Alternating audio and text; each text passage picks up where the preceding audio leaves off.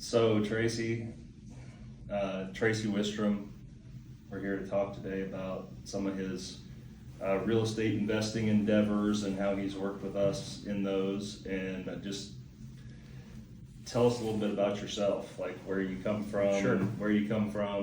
your history, background, how you wound up, what's your full-time career, how you wound up getting into real estate investing. Yeah, absolutely. So from Webb City, Missouri, down by Joplin, went to school at Nebraska, and from there did some college coaching and some things like that, and figured out pretty quick that that's probably not the world I want to go down. I enjoy my quality time and family home life and stuff like that. So got out of that and started in pharmaceuticals in Springfield, Missouri for a few years, and that's where I met my wife, Miranda. We both now, we have 2 kids. We both have been in the medical sales industry for, 18, 19 years each, and really about, probably 12 or 13 years ago, we were both investing a lot in our 401k and stocks and bonds and everything like that, and we're like, that's great when we turn 65, but we don't want to be doing this till we're 65. So that's when we started looking hard at real estate and seeing what can we find out there to bridge the gap from when we want to retire to when we can retire. And real estate just seemed like a nice platform for that. So from there, we started our portfolio within about a year. We bought about 25 single family homes. And then from there, we branched over into the Joplin market as well too. All those 25 were in Springfield. Branched over into Joplin and started getting some apartment complexes and a couple other single family homes as well too. And now obviously, very familiar with what we have kind of Joplin, Pittsburgh area. So our portfolio would probably have around 80 or 90 doors total, I would say. And I think we manage 70 of those, maybe. The rest are other locations where we don't currently manage. But correct. Yeah. You're being a little modest too about your college career. You were kind of a star football player. Well, I use star cautiously with it. We're all has-beens now, but my brother Grant, who's actually a real estate professional now, and obviously deals with rental properties too, but he played at Nebraska. His professional career was about 9 years. Mine was about 9 months or so. So my kids always give me a hard time, like, well, hey, why didn't you still play football? I was like, well, it wasn't that I didn't want to, they didn't want me to. So a little different scenario, but it did open a ton of doors. But you had to be a hell of a good football player just to play football in Nebraska and play in the NFL for a minute. Right. Yeah, no, it was a great experience. I was an academic All-American there, and started for 3 years and was a captain we got beat in the national championship in my senior year. So all awards I'm really proud of, and really the captain's probably the one I'm most proud of, because that's voted on your peers, and that's awesome. They see 4 or 5 years of what you've done, and so to have that, to be able to have that meant a lot to me. That's actually something I didn't already know about you, that you were the captain. Yeah. So, wow, people liked you that much. Yeah, apparently I fooled them. So yeah, that's good. That's cool. I still can't find the is it the Big Red, the documentary? I can't find where to watch that they did. What was that? Grant sent it to me. We need to get him to send me a link. Yeah. I told him that last time I Did talked you? to him, that I wanted to. Well, watch he's been hit too many times. You got to stay on top of him. He forgets quite a bit. So let's get a little more into your real estate details. Yeah. So what was the first property you purchased when you moved into Joplin, Missouri? In Joplin, which one? They would have been, I think Joplin Rockwood would have been the first properties we purchased there. That was, a 16 unit apartment, or 36 unit. 36 unit, yeah, sorry. 36 unit apartment complex. And then from there we branched into, I think we have like 7 single family homes now, and then like 13 duplexes. Well, and another 16 unit apartment 16 building. in Joplin Arch, yeah. So, tell me kind of in your own words, from the time you purchased Rockwood to the time we took over Rockwood, Yeah. what, like, the story of that property, that purchase, Yeah. that the management, the result, where it was. Right. Well, and I think you got to keep in mind too that prior to that, we had bought all these single family homes in Missouri, in Springfield, and they were doing fantastic. You know, they were performing well. They were all 3-bedroom, 2-bath, 2-car garage, typically brick homes, and so very easy to rent. But then as we started looking at it, we're like, man, it'd really be nice to get into multifamily and have one roof over 8 units and, you know, things like that. And so we were presented with the Joplin Rockwood, and it was not managed great, but we were kind of the assumption we could come in and find the correct property manager and really get it where it needs to be.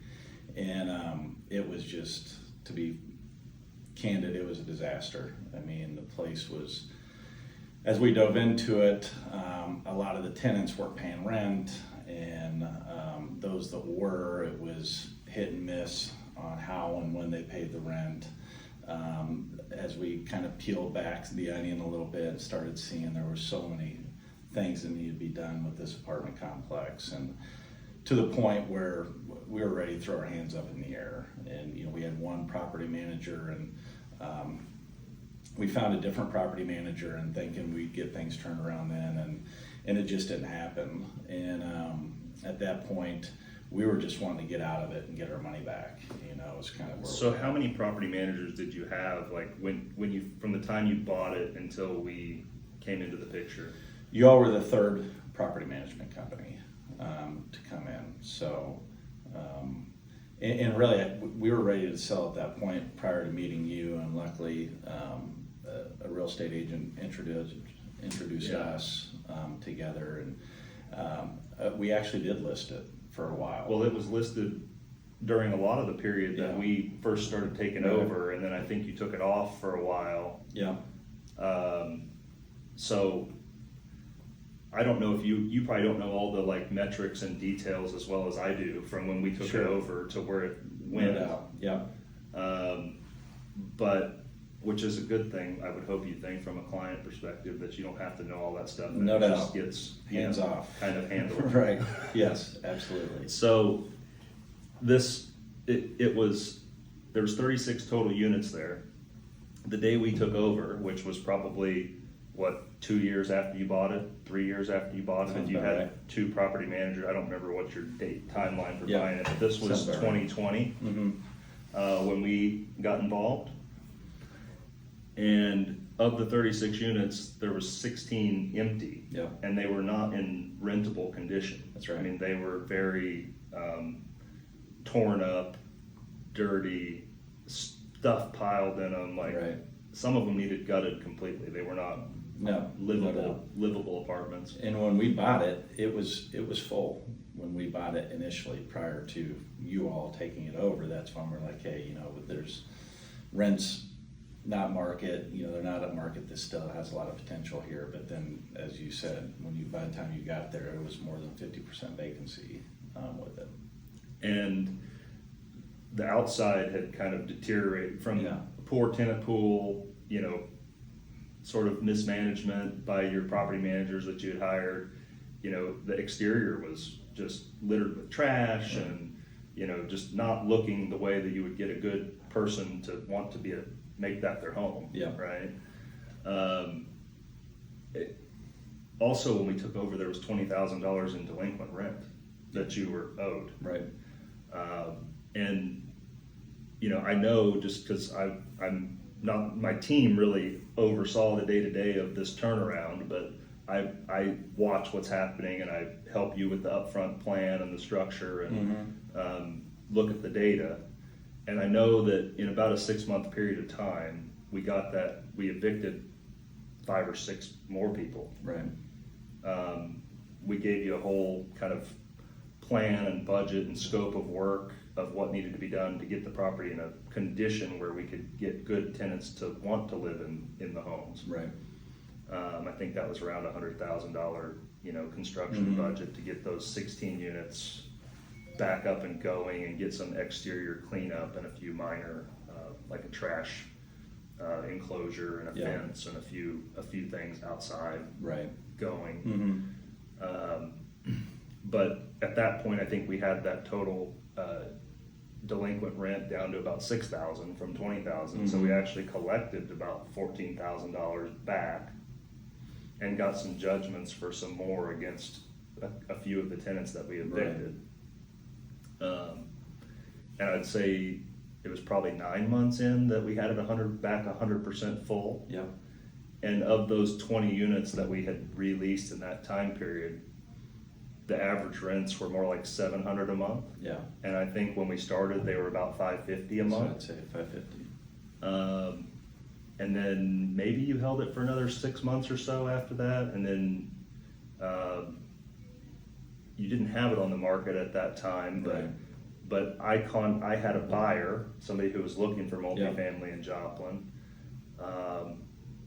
and you had your high school friend, realtor in Joplin, Israel Thompson. I contacted Israel, and I said, hey, well, I talked to you and Israel. Right. And I said, I've got a client who I think this would be a good fit for now that it's fixed up, it's stabilized, they have a 1031 exchange. Are you still interested in selling the property?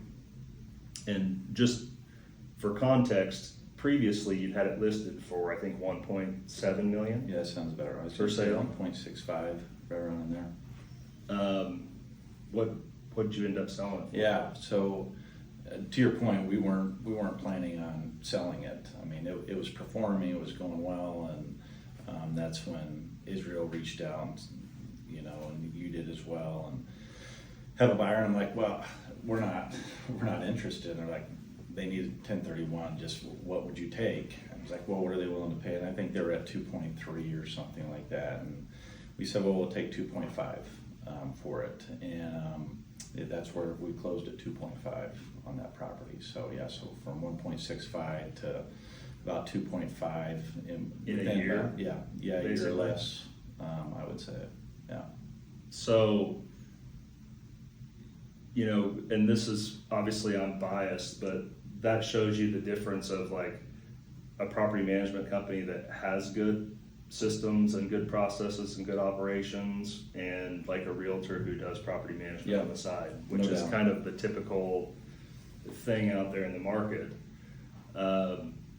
Yeah, and I think too, just not even factoring in the financial side of things. Obviously, ultimately that's a big piece of it, but just the peace of mind that you and your team bring, and you all do a great job of lining things out and being predictable and say, hey, this is going to suck up front. You got to spend this much money, but if you do this is where we can get it to here. And we've done that on multiple projects now. And so just the mental side of things of just watching a property just hemorrhage money and kind of, I don't want to say a sense of no hope or anything, but to a certain extent that's what you have. That you're like, gosh, I'm beating my head against the wall. I don't have the time nor the energy to go turn this around. I've been through 2 people already that couldn't do it, and it's just still going south. And so hats off to you all, because that was a huge win for both myself, my family, and everything, and just for a us. big piece of it. Yeah, You've been a great client to bring on, and we really appreciate the ongoing business and support, obviously. What about so after you sold that, you yourself did a 1031 exchange? Yep, that's right. And you decided to reinvest the bulk of that money in an area where we could take care of it for you. Yep. And one of those was another turnaround project, Joplin Arch Apartments. Yep. which they weren't called the Joplin Arch before. I don't even know what they were called before. Actually, you came up with that. I name. gave you the name. Yeah, They were on St. Louis That's and right. Joplin, Yep. and I said Joplin Arch. That's I the like name. it. That's right. And then my proposal included painting the exterior of the building crimson and cream. Right. Yeah, we could do that. Since I'm no you fan. Right. Yeah, But- you about lost all of our business whenever you threw that out there, but we're battling through it. But no, that's that was pretty similar to the Joplin Rockwood. You know, there's and some of the stuff again, it's hard to stomach. It's like, do you pay for it now while you can roll it into your payments and things like that, or do you do these one-offs as you're replacing AC units and everything like that, or flooring and those type of things? And so, but that one's turning around and it's being a great property for us now. Yeah, so you paid $800,000 roughly for it's a 16-unit complex, and I actually own the complex directly next door to it, and have done the same thing now that you did to that apartment complex with our help previously. And that one had a little bit bigger scope of work even than the Joplin Rockwood. I think it was $150,000. Yeah, I think it's pretty close. I think our final note ended up to be close to $1 million with it. But it appraised for 1.2 or so. That's right. And so in theory, you have a little under $1 million in something that you were able to build a couple $100,000 in equity into with very minimal effort, other than just some kind of financial maneuvering. Right. And that one, again, I think it was about half empty when you bought it. There was 16 units. I think 8 of them were empty. Right. And like 4 or 5 of those were completely gutted out already. Yeah. They were like nothing but framing and concrete floor inside. So there was now the cost of some of that construction would be higher today than it was a few years ago when we did that. But it was pretty efficient construction project and got turned around quickly, and I believe we're 100% occupied. Yeah, no, you're right. And it was similar scenario where we go in, and, at least this one, we were kind of on the front end and we were anticipating some of these costs. Rockwood was a little bit different because we've owned it for however many years now, and you're coming and say, we need to do this, and this is a little harder to stomach that. You got to put up with $100,000 right, yourself out of right, your own pocket. Exactly. Instead of the bank lending you the money to. That's right. So this one was, we had a plan, and I will say this about all the properties that we've done. You do a great job of, you and your team do a great job saying, hey, this is where it's at now, this is where it's renting, these are the things that need to be done to it, this is where it's going to be when we do those things. And so far that's the way that it's kind of gone down. Well, those rents on that complex were horribly low when you bought. They were maybe 500 average. And I think now 450, 475. I think now we're leasing the most recent vacancies for 750. Yeah, that's right. I think most of them are full at 700 or above. Yeah. At least now. So, been a very similar experience for you from the first time, I would say. Absolutely. Yeah. No, it's probably exceeded what our expectations were. At least where we're in the short term of where we're at and everything. I think we thought and we knew we would kind of get to that mark, but your all's team's done a great job of really kind of accelerating that, hitting those benchmarks a lot quicker. And that Rockwood was in maybe a little bit superior overall condition because it was a newer building when you bought it. It was probably a little better location too. So I remember, I wasn't your agent on the sale. Your friend Israel was the agent on the sale, but I was kind of helping you consult and have a conversation on the back end of what can we do and what's it look like. And you were a little bit nervous about that location when you were looking to buy it, whether we could make that location operate that well. Yeah. No, Rockwood was more kind of over by campus and things like that, so I just felt like there's a little bit more of a draw with that, and maybe some would say even a little bit nicer part of town, but Well, it was Webb City School District. That's right, Which yeah. tends to be a pretty desirable Yeah. territory in Joplin Metro. So right. I agreed with you that it was a superior location, Yeah, but it obviously, in my opinion, wasn't going to matter as far as how the numbers would play out Yeah. for you on the. no doubt. And we were pretty close on Yeah. that, right? As far Yeah, as- and that same apartment complex, you're probably paying a couple $100,000 more if it's in the Webb City School District, and Probably. I don't. It's not going to generate that much more rent, or we've kind of seen that it hasn't. Maybe it's another $25 a month rent or something like that. Well, but the you're rents on definitely- that one now, our most recent leases are like, and we still manage it for the person that we sold it Yeah. to. And they're like, I think the 2 1s are 800 and the 2 2s are 850. Yeah. You'd be making a lot of money if you still own that thing. Look at all those other we have now, though. So we it's not like we took the cash. We dumped it right back in, and so it.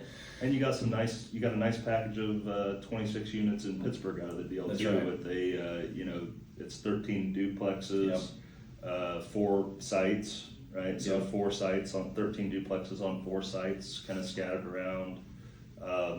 Pittsburgh, Kansas, division. If you're anybody out there watching is not familiar, Division II university, about 7,000 student, 20,000 person town. It's about 30 miles west of Joplin. So.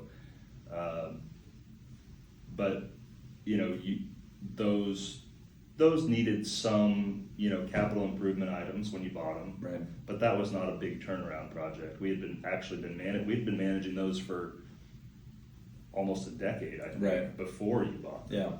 Yeah. And it was. I think you're even shocked when I told you that we were buying those. Well, yeah, I didn't. I didn't know the seller would even consider selling them, and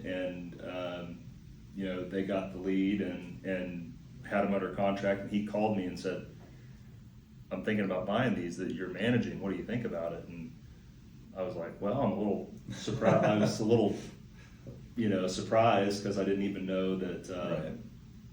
The previous owner, and I don't have his permission to use his name, but the previous owner, who we both mutually know, Yeah. had never indicated he was interested in selling. They needed some of them needed some new flooring as they turned over, and some of them, at this point, because they hadn't had a lot of capital improvement put into Right. them by the previous, Yeah. owner. But otherwise, they weren't a turnaround project like the other ones that we had done No. together. It was more.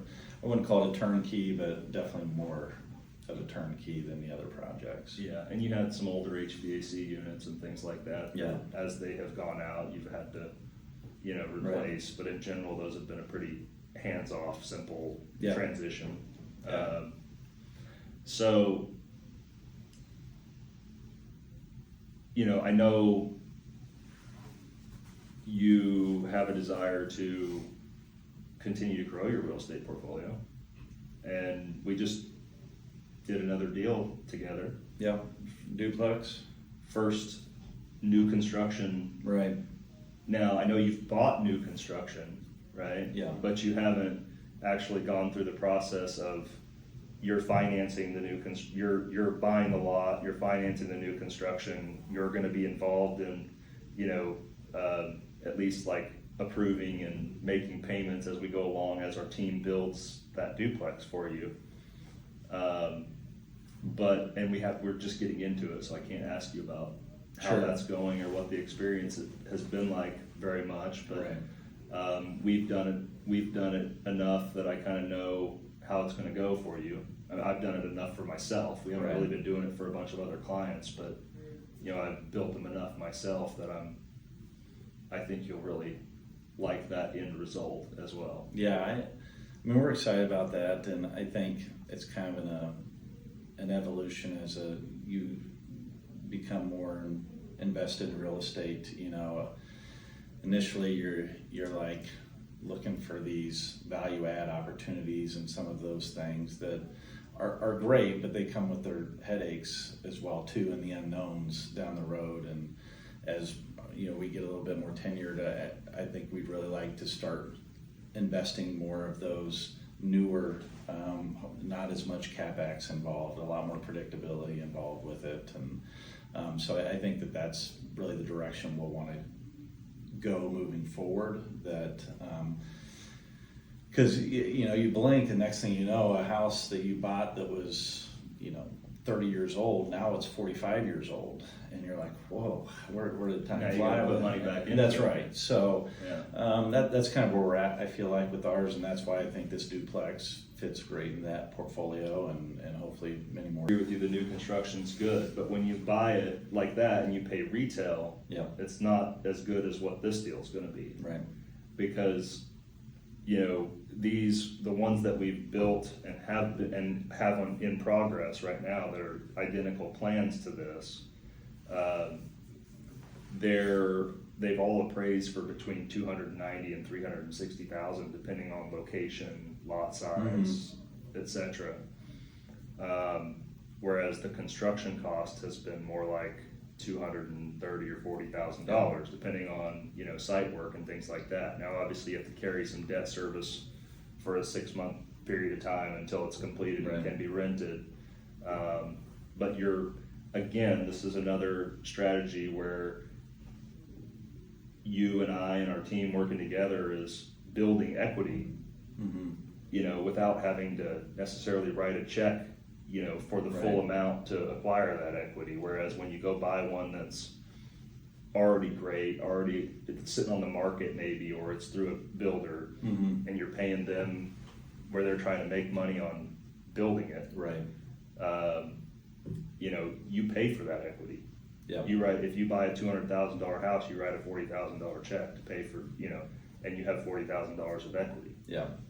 I mean, our goals have the least amount of our own cash involved in these properties, right? And by having that much equity in it, when we're done, obviously that's the whole goal. That's the whole name of this game, and that allows us to grow our portfolio that much bigger if we can hang on to our cash and with it. So excited to see how this one turns out, and like I said, hopefully many more to come from this side of it. You're gonna love it when you see what the appraisal is and what the loan amount you're gonna get is and what the cost was, because it's gonna if you structure the financing right, you may have $0 into it at the end. Because I've my personal ones that I've built, I have 0 or less than $0 into them, and I acquire a $300,000 asset that rents for $2,400 a month, and easily covers debt service. So, and you have very minimal repairs and maintenance upkeep, and you get a great quality of tenant that wants a home that nice and new.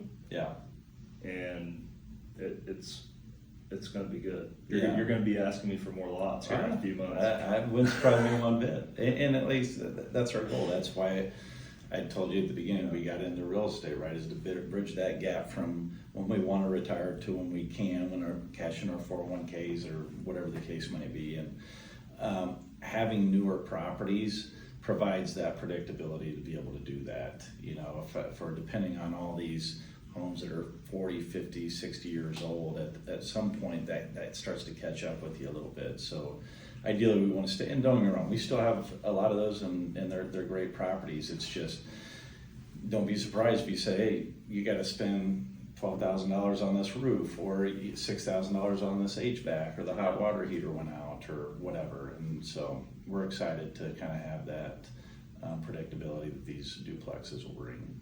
Which it's important too, as an owner, to you're not going to get the appreciation in the property that is part of the power of investing in real estate unless you maintain the asset. Right. So you have to put some of those capital improvement dollars back towards these things over time, so that they can maintain their value relative to inflation and how you expect them to appreciate, right? And literally, obviously we sold Joplin Rockwood. And you do a good job of that. I mean, So I'm not going to name any names, but we have some clients that fight us when we say this property needs a new roof or this property needs new HVAC Right. system. Very obvious things that are necessary on a property, and you are a good client because you take our advice when we tell you, you know, it needs these capital improvements. Yeah. It has to,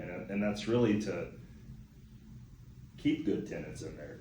You know, keep the properties functional as a home for somebody, you know, and to maintain the value for you as the owner and get you the appreciation over the next decade that you expect to achieve. Right. Yeah. I mean, we didn't go down this path to have, 300, be a slumlord of 300 properties. That, to your point, tenants aren't happy, you aren't happy, we're not happy. There's all these unexpected expenses and evictions and everything like that. So our goal is to provide great affordable housing and, obviously help with our financial goals and things like that as well too. But, and that's why wouldn't I listen to somebody like yourself? ProX has not given us any inclination that what you are saying either isn't true or it hasn't come to fruition. So until that changes, if you told me, hey, we need to do this and here's why, then I'm going to listen to that and more than likely do it because your all's system has proven and it's been a great resource for us. Well, I do this stuff myself too, you know. Right. Yes. Yeah. I have a few properties too, so I kind of know how it goes and what to expect Right. and how to make these projections, or else I wouldn't be very good at my job. Yeah. Well, and since besides Rockwood, which we did into a 1031, we've only sold one other property, and that's because the tenant wanted to buy the property, and we were like, you know what, they've been a great tenant. She's worked her butt off to get where she is, and we wanted to help her, with that. So that's the only other property that we've let go out of all the properties that we have. And so never is our intention to turn around and sell these. We're in it for a long-term gain. Now, if you all came to me and said, hey, we may want to look at selling 2 or 3 properties, or from a tax purposes, maybe it makes sense to sell a couple of properties, we would entertain that. But right now our intention is to go into every one of these properties like, we're going to be passing these potentially on to our kids or reinvesting them through a 1031 to something else to grow our portfolio. Well, that's what I was going to say is I'm going to be calling you in about somewhere between like 22 years and 27 and a half years, depending right. on when you bought these properties, Yeah. and saying, Tracy, you're about to run out of depreciation on these things. Let's get you some new, better properties that you can start taking depreciation on Right. again. That's when it makes sense to sell. Absolutely. Right? Yeah. Once you've exhausted the depreciation on it, and really a lot of the advantage as an asset, it's gone. So at that point, it's time to reinvest. You would still have cash flow. Yeah. You'd still have appreciation. Right. If you refinance debt between now and then, you either haven't paid off or you've pulled cash back out in loan proceeds. Right. That's non-taxable. So you're getting some equity pay down as well. But the tax benefit's a big reason to be a real estate investor. That's right. Yeah, it's a huge reason, and right now we don't have anything to offset passive income, and my wife and I are both W-2 employees, so looking for anything at all to offset that. And when you look at depreciation, to be able to do some of those things and offset that passive income off of these rentals. So if that depreciation goes away and now we have all this passive income, we're going to get taxed pretty heavily on it. Yeah, so. You're going to be in that high tax bracket, Right. Which is kind of a good problem to have. Not a bad problem to have. But we can. If there's some ways we can. Yeah, if we can minimize that, absolutely. So, is there anything else, in your experience working with me, working with ProX, that we haven't covered that you feel like people should know if they're considering, property management, if they're looking at an investment property that maybe needs turned around, or, they're just looking at purchasing rental property for the first time, and they're thinking, how am I gonna handle this? How am I gonna manage this? Is there anything you think they should know about us? Anything you think they should know about the process that you experienced? What's your... Yeah, I mean, you know better than anybody. We're very, maybe initially kind of hands-on when we're looking at evaluating properties, we're talking and things like that. But after that, we're very hands-off. You're full of questions on the front. Yeah, full of questions until, I kind of get past that portion of it and say, hey, this is good, let's move forward. So I understand that up front we're a little bit high maintenance, but as far on the back end. Good question. I mean, you're vetting, right, and you're forcing me to vet what I'm saying, not just bullshitting. Right.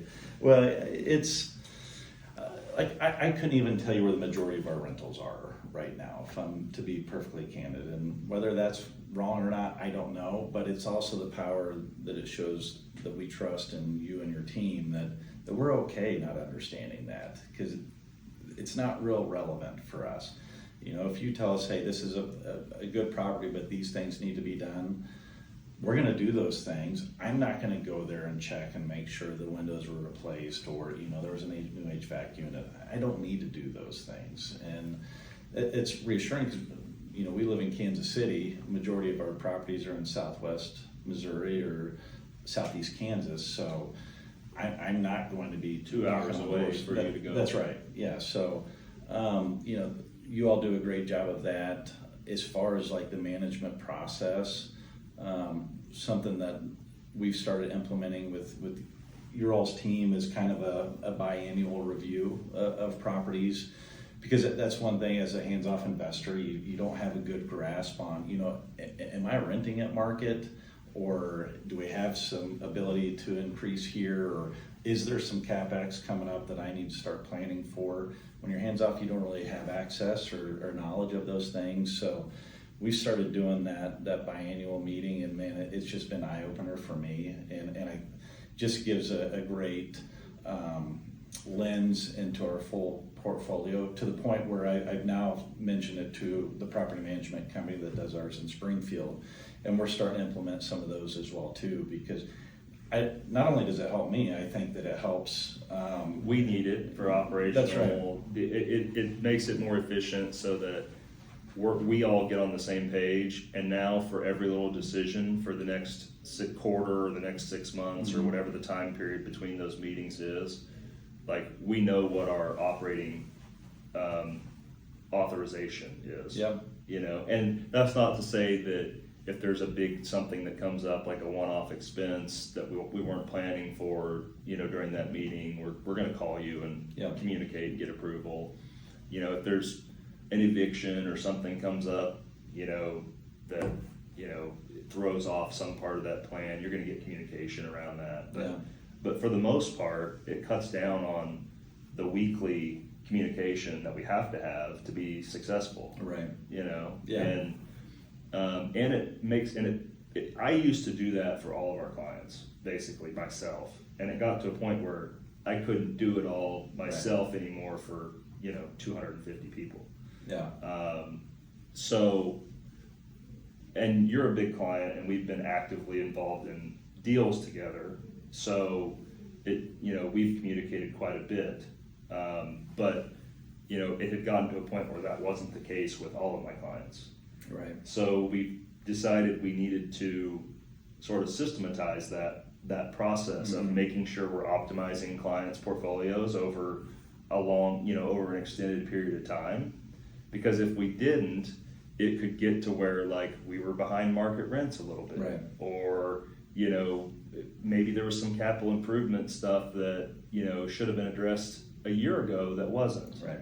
Or whatever, because we weren't having those conversations as consistently as we needed to. And, that was, so I'm glad to hear that feedback, that you appreciate that. Yeah, no, it's been, and it creates some accountability, right? I mean, if we, 6 months from now, if we come back in and we kind of look at our rent roll and we all agreed that this was going to be bumped up to $1,300 a month and it's still sitting at $1,150, why did this happen? Maybe there's a logical explanation to it.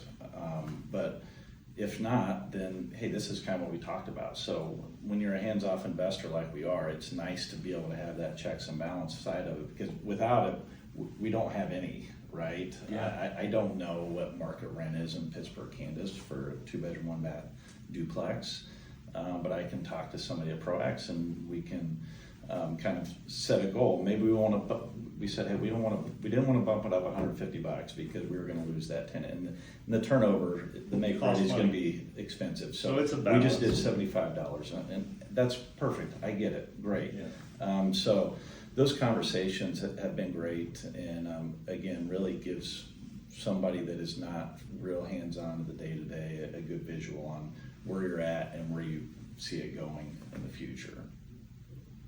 Well, I appreciate you coming in and having this conversation and talking about your experience, and Yeah. I'm glad that it's been a majority positive experience for you. Sure. Yeah, absolutely. Yeah, it's been great. I mean, there's been hiccups along the way, like with anything, but we're still together, and I don't plan on going anywhere else. And